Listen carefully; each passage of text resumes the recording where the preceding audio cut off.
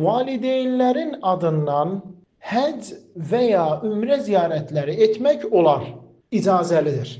Övladlar dünyalarını dəyişmiş valideynlərinin, atalarının, analarının adlarından həc və ya ümrə ziyarətləri edə bilərlər, icazəlidir. Bunu edən zaman övladlar həm ataya, anaya yaxşılıq etmə savabı qazanırlar, həm də salih, xeyirli, gözəl əməl etmə savabı qazanırlar. Valideynlərin adından niyyət edən zaman ikisinin də eyni anda adından niyyət olunmur. Ya atanın adından niyyət olunur, ya da ananın adından niyyət olunur. Atanın adından övlad ümrə ziyarəti etmək üçün niyyət etdikdə qəlbi ilə inanır, etiqad edir, bilir, dili ilə söyləyib tələffüz edir. Ləbbeyk Allahümmə umrətən an əbi.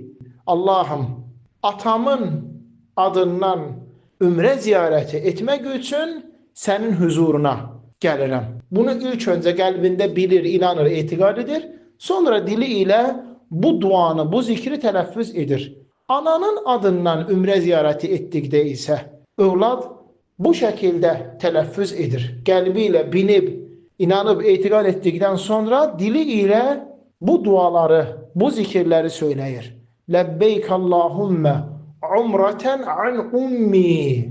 Allahım, anamın adından ümrə ziyarəti etmək üçün sənin huzuruna gəlirəm.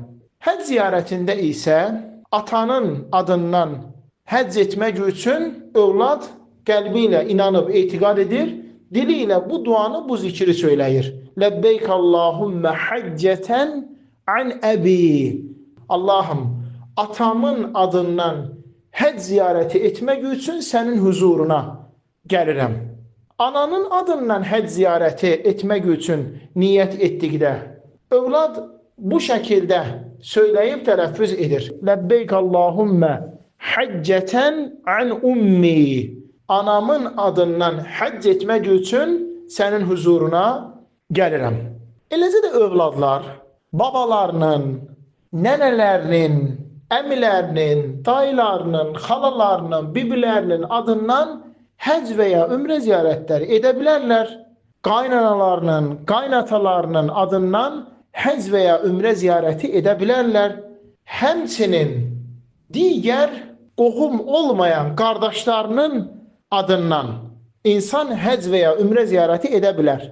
Alimlərin, elm əhlinin, yaxud da qardaşlardan, yaxın qohumdan, əqrabadan, dostdan, yoldaşdan, qardaşlardan kimsə gedə bilməyibsə, onların adından həcc və ya ümrə ziyarəti etmək olar, icazəlidir. Bütün bunları edən zaman insan həm o yaxınlarına yaxşılıq eləməyin savab mükafatını qazanır, həm də özü yaxşı, xeyirli bir əməllə məşğul olma savab mükafatı qazanır.